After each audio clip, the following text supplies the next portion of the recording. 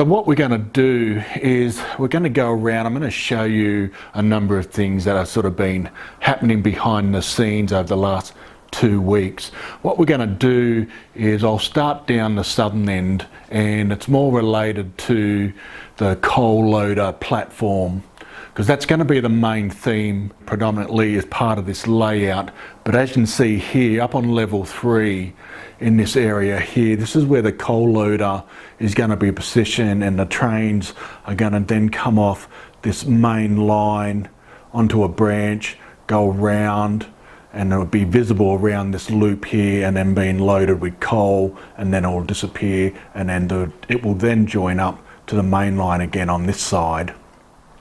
Now, one of the challenges that I've got here is due to the fact that the main lines coming down, you can see there a couple of main lines, they come down and it actually will end up looping back on itself in a reverse loop. But given that's not the main theme up on level 3, it's actually going to be hidden behind the branch line of the coal loader.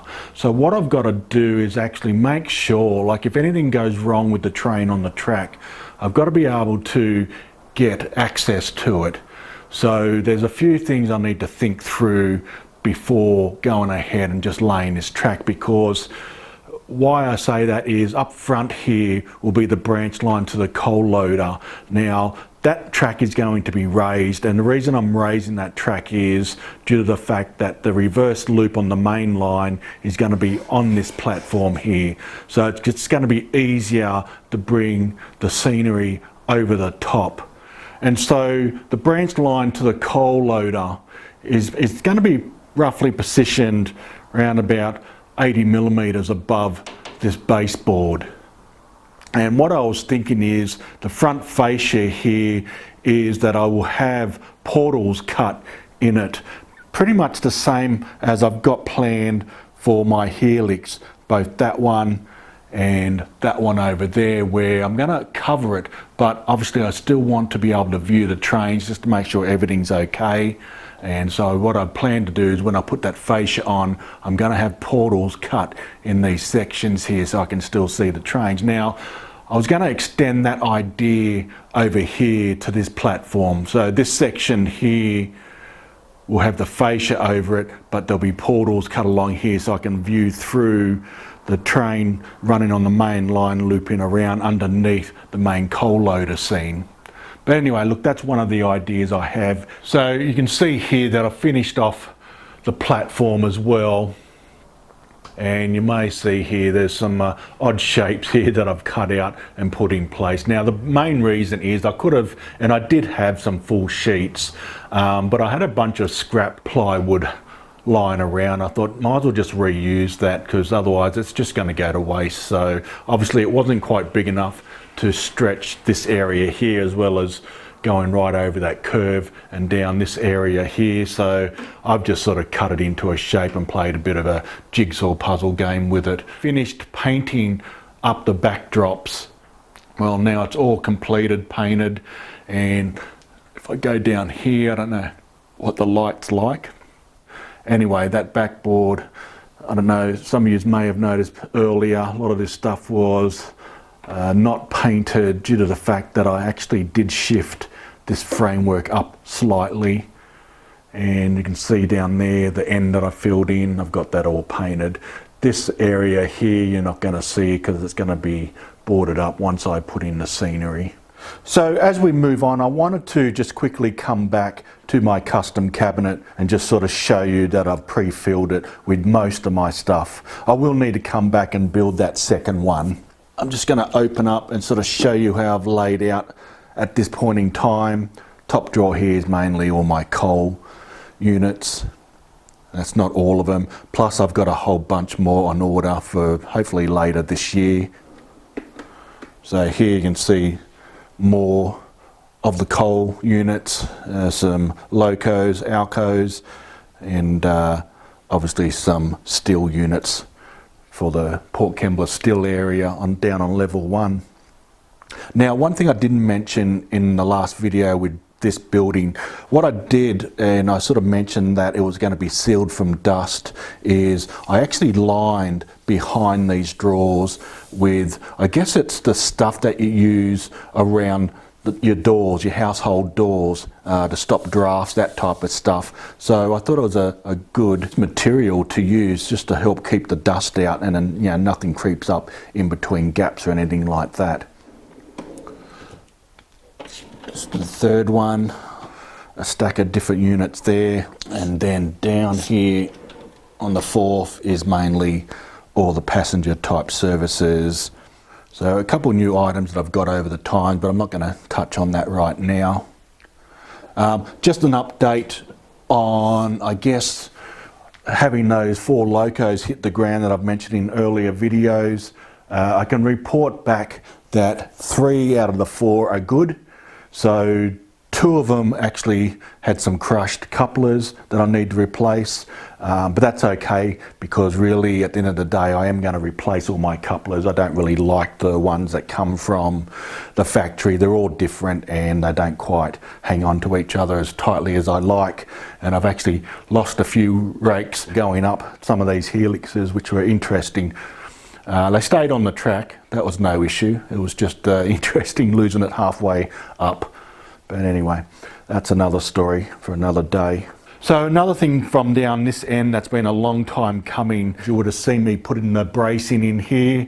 Well, just to show you that I've got the legs in place, and the main thing I've been doing is actually now filling in this area. So I've got the baseboards in, I've got it covered with my sound deadening material. I still have this area to do, and that'll be done over the next week. And then basically this whole area is ready to actually connect the track from over there down to here, and that way I will definitely have a full loop of track down here on level 1.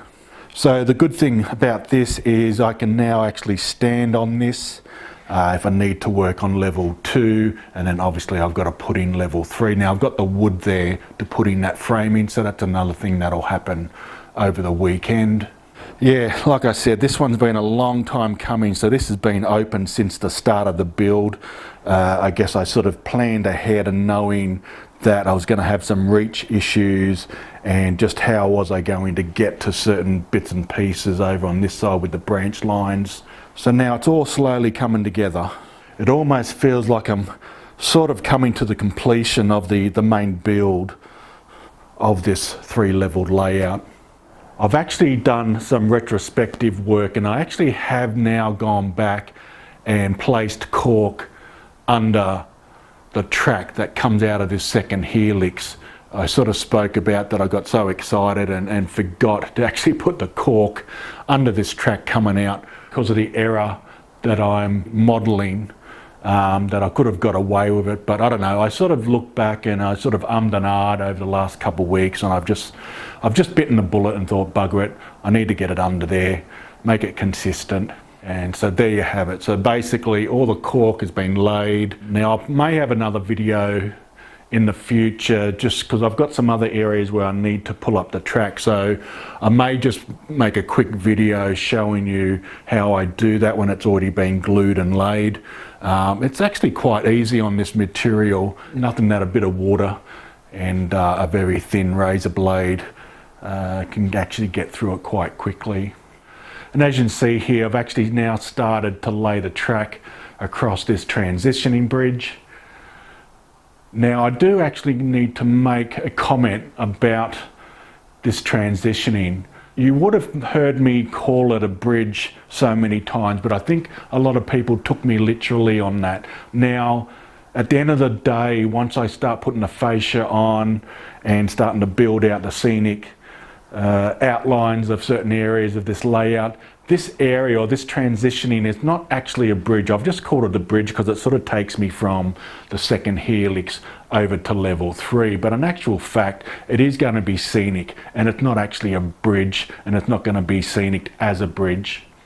Now you can see there that I've started to put in that transition extra layer that I spoke about in that transitioning video. That was just to help it come up to this level and not be too steep here where maybe I may have some uncoupling issues down the track. And so I will need to then, just test this section out here, make sure it's nice and smooth. I don't really see any issues with it. It's not a bad transition there. It's quite smooth. There's no sharp bumps or angles, and no sharper than I've got anywhere else in the layout that I've been running trains, and it's been absolutely fine. So I'm not expecting any future issues with that. Another thing here you would see, for those that have sort of been watching me for a while, this whole layout has been developed on Anyrail 6, and I also use that to actually print out the track plan in full size, and that just helps me to bed in the road bed in the correct areas and double check things. And especially this area right here that I haven't got the baseboard on yet.